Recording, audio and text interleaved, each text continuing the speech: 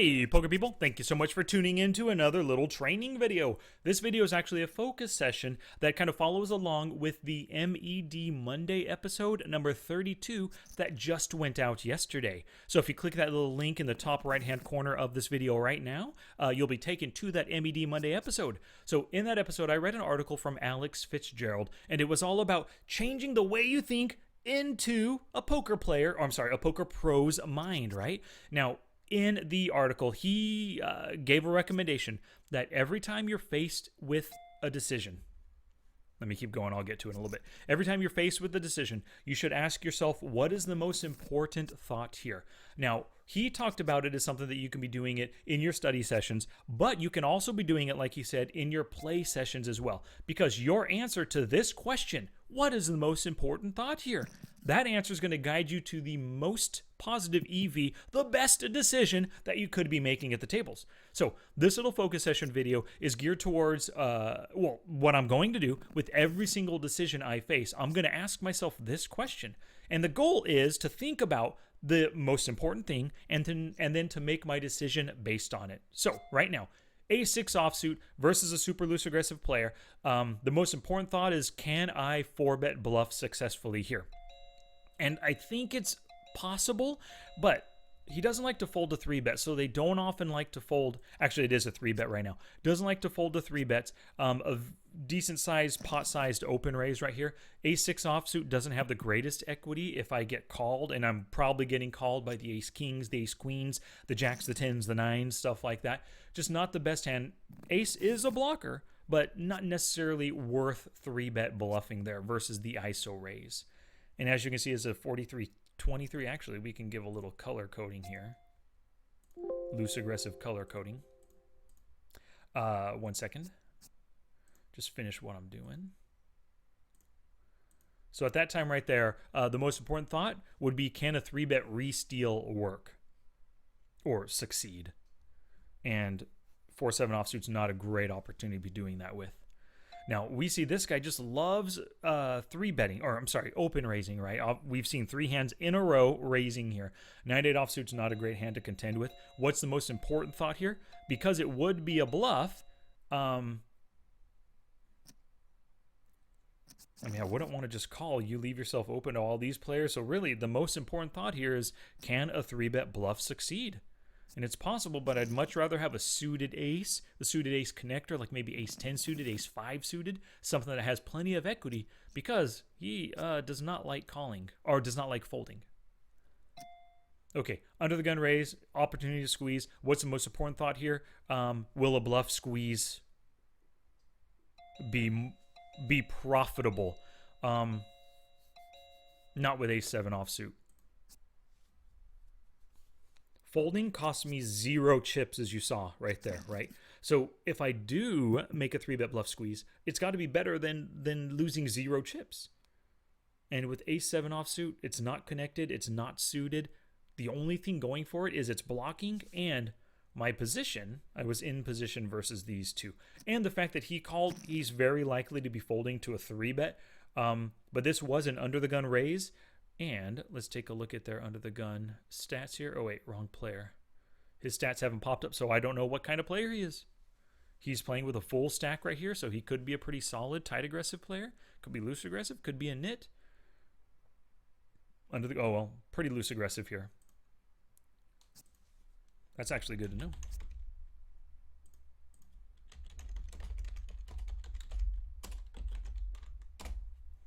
So we should not be respecting this player's under the gun opens. Definitely not. So let's give the orange tag.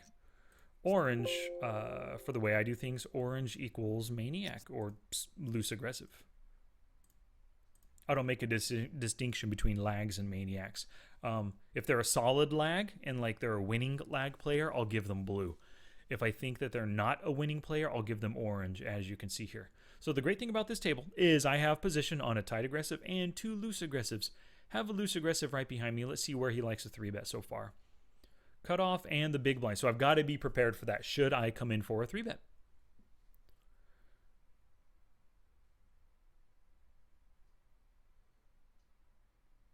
I like the call right here. You are opening yourself up to a third player coming in, but he is so turn honest. There you go. You've got to bet. You've got to bet. You've got to bet.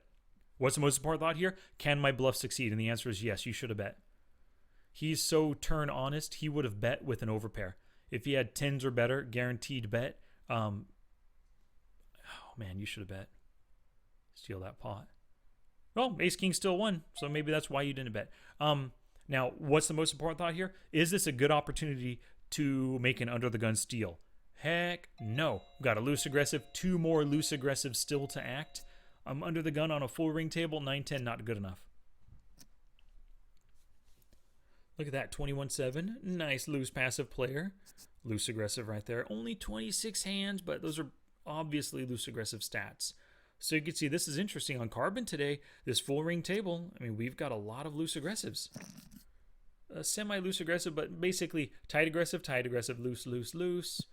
Passive fish, tight, loose aggressive, and another semi-loose aggressive. So yeah, but the good thing is we have players who love to play a lot of hands. In general, you can make a lot of money no matter their aggression, their level of aggression. Players who like to VPIP over 40% are great targets to play against. You just have to be aware, if they're aggressive, be aware of that aggression and plan for it. So king 7 offsuit, let's see what happens before it comes to me.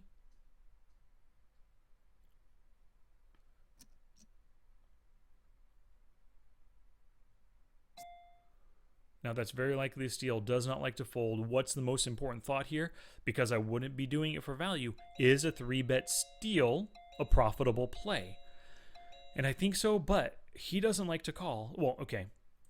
Of course, weak, possibly weak. I'm probably going to get folds, but just in case I get called by one of these players who just doesn't want to give up, king 7 doesn't have much equity.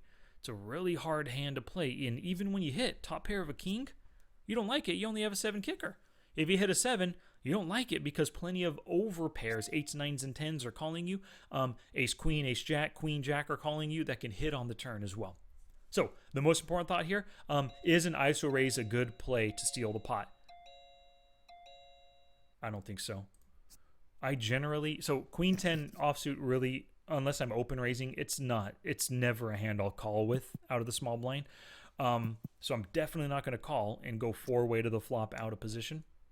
And the other thing with that hand is I don't like raising it either. It's an offsuit gapper, which in general, if you look at your database and pull up offsuit gappers, how profitable you are with them, most likely you're not profitable.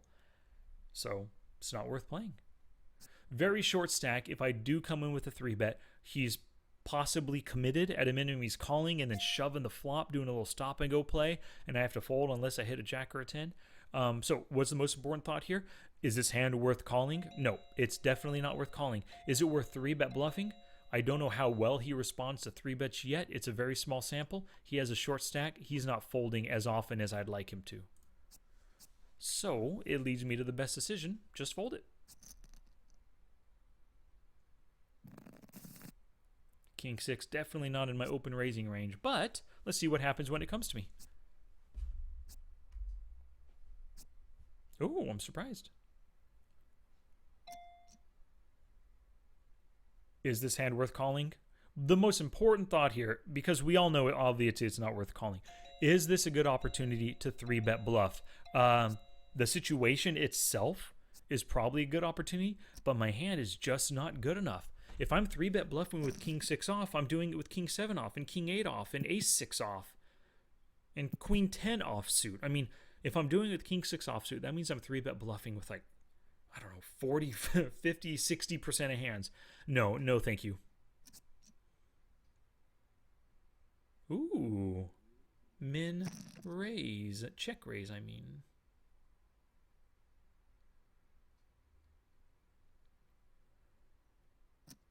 There you go. Continue it. Even if you're bluffing, you've got to continue it here.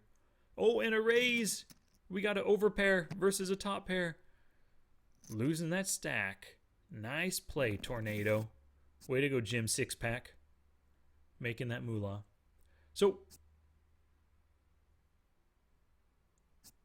Ace 4 suited, definitely a good enough hand. It's in my range. Now, the most important thought here, is this a good opportunity to open? Let's see what your 3-bet is in the cutoff.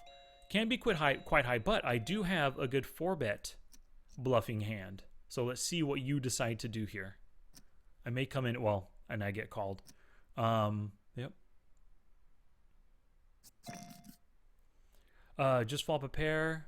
No, doesn't. I'm out of position versus 2 players. He likes to fold, definitely. I'm just going to check here. What's the most important thought here? Can my C-bet get both players to fold? And it's possible right there. I think he would have bet with a king. He would have bet with a king as well. I think a bet is the best play here. Take it down. Good. Worked. What's the most important thought here? Can a good size bet take it down, I guess, would be the most important thought. Now, most important thought, is this a hand worth set mining? Is this an opportunity worth set mining? Loose aggressive, short stack, could choose to just 3-bet, shove. We've got an aggressive player, but it is middle position. We haven't seen 3-bets out of middle position. Passive. I think this is a good opportunity to call. Now, what I don't like about it, I'm going to be quick to fold to a 3-bet, guaranteed. But that's what I don't like about calling in the middle position with pocket 7s right here. But what I do like about it is all the profit potential. We've got a full stack and a full stack, half stack and a short stack. But against these players, if I do hit my set, things could have been pretty. Now, this is a pretty hard board to hit, but we see easily checking with the king. They can easily have plenty of kings behind. I do have some showdown value. I'm going to check and hope to get to showdown as cheap as possible. Half pot bet. C-bet's only 52%. Folds a lot. Pretty flop honest. Easy fold. So you can see my C-betting. I'm sorry. My C-betting. Oh, same hand. My set mining opportunity, it worked out. I saw the flop almost as cheap as you can. 2 big blinds instead of 1. Now, what's the most important thought here? Can I effectively steal from the middle position at this table with this player and this player and this player? Heck no. So, fold.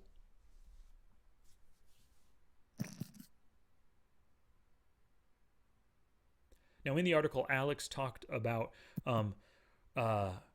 so what happens is you ask yourself this question. What's the most important thought here? That will lead you to the right decision, or another very good question to ask. So, for example, let's say with this hand, it was folded to me. Is this a good opportunity to steal? Maybe all these players like to steal a lot, and maybe only 1 or 2 players like to call. If that was the case right here, then yeah, it would have been a good opportunity to steal with that 5-8 offsuit or whatever it was. If we had a lot of foldy players behind me, right? But then that leads to the next question. What is the best bet sizing to use to get those folds? So maybe depending on the players, maybe if you make it like 2.5 big blinds, maybe you often get callers. But maybe at 3 or 3.5 or 4 big blinds at the stakes that you play, at the tables you play, maybe that tends to limit the callers. So the one question will lead you to a good opportunity, but that also begs the next question. What should I be making my bet size to? So it's not like this is a one question, one and done kind of answer thing. You answer this question, and it might lead to additional questions. All right, so obviously Jack 10 offsuit is just definitely not in my early position open raising range. It's actually not in any. I don't even open this on the button normally unless the 2 blinds are foldy players. So if it's folded to me on the button and my answer to this question is, what's the most important thought here? Will the blinds fold often enough? And if the answer is yes, then I'll make that raise with the Jack 10 offsuit. Because it does have a little bit of equity against calling ranges. It can make those sneaky surprise. Actually, honestly, Jack 10 is never a surprise straight. Everybody, that's one of those hands that everybody kind of puts in your range at all times, right? Jack 10 is potentially in anybody's calling range, 3-betting range. Is this, what's the most important thought? Is this a great opportunity to 4-bet bluff? No. Or to call the 3-bet? Heck no. Oh, nice. We see that 3-bet, fold to 3-bet percentage going up a little bit. Now, I did like that sizing. It was a full 12 big blind sizing, which is what I recommend when you're 3-betting out of the from out of position, either value or bluff 3-betting. 12 big blinds is it. Now, is this a good opportunity to call? Heck no. If I call, that could elicit a fold, but then a call and a call and a call. Go 5 ways potentially with 7-8 off? No thanks.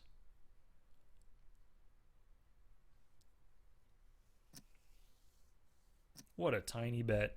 Okay, he's if you're going, if that was a bluff, no go. Terrible bluff. And you're in position. It doesn't even need to be a blocking bet. I mean, I guess you're blocking the next street betting. You bet 40 cents. You hope they check on the next street. Holy cow.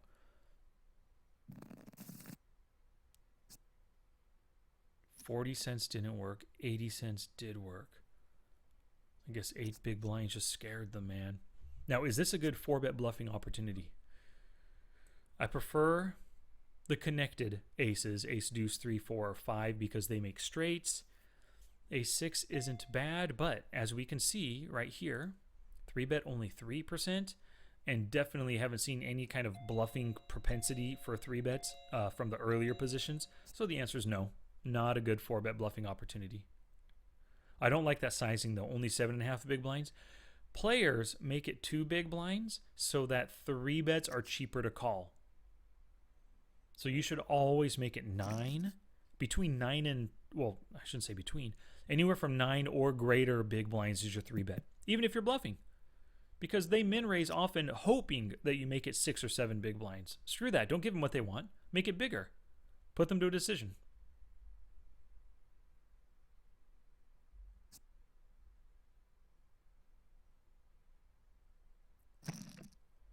Ooh, what is going on? You don't like to fold that often versus C-bets, 56 and then 50%. You fold a lot on the river, though, so you're a good one to triple barrel bluff against, depending on the board, depending on the run out. But you do like, so yeah, this person is totally river honest. Look at that. Oh, look. How come? Did I really see that? Check call. Okay, I understand the check call. Check, check, check. Oh my gosh. Fish zone. What is going on? You should be super mad at yourself for not betting the turn and not betting the river. Oh my gosh, you missed out on so much value. At a minimum, you could have made a turn 8 big blind bet and they would have called. And then a river 9 or 10 or 12 big blind bet and they would have likely called. Oh, you screwed up. Missed out on value there. Flopping and then turning the nuts. Second nuts. Is King Jack off suit a good hand to be opening with here? Loose aggressive. We got a definite caller. Don't like to fold. No, it's not a good stealing opportunity from middle position. King Jack offsuit is normally in my cutoff open raising range. So I think we'll play here through the big blind. Or through the under the gun. Until the big blind, whatever. So what's the most important thought here? Oh, now for used parts, what is the most important thought here? What does this check raise mean? Queen 4. Nice hand. Pocket aces. Lovely way to play it. Getting max value out of a shorty. Out of a short stack. So what's the most important thought here? Can my open steal, or not open steal, open raise work as a steal? Yes, it can work. Is it likely to work? Not so likely, and I don't have great equity when called. He's shown a propensity to call so far. Don't want to do it. Fish zone is a limper. How often do you limp? 20%, so that's 15 out of 76. That's actually pretty darn often. Wide limping range. Limp fold and limp calls quite a bit too. So if I have position on fish zone, if I'm ISO raising, it needs to be with a better than average hand because we can expect to call. What's the most important thought here? Is 6-5 offsuit worth stealing in early position? You don't like to fold. 76%, not too bad. But we got a caller. We got a guy that loves seeing flops at 42% VPIP. No, not worth open raising. So this is interesting. We have 2 more hands left, right? You've seen me play through 24, so it'll be 3 full rounds. You know, made a few cents, half a big blind here. So what's the most important thought here? Is the under the gun player bluffing so that a 3-bet can blow them off their hand? Probably not. Look how tight aggressive they are. Let's see what their under the gun range is. 8%? No, King 3 is not worth doing that.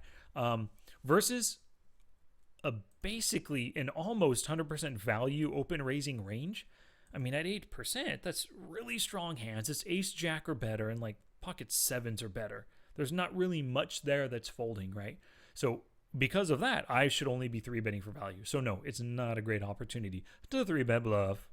One final hand. Let's see if we can do it. I would love to have the ace of hearts here. Oh, well.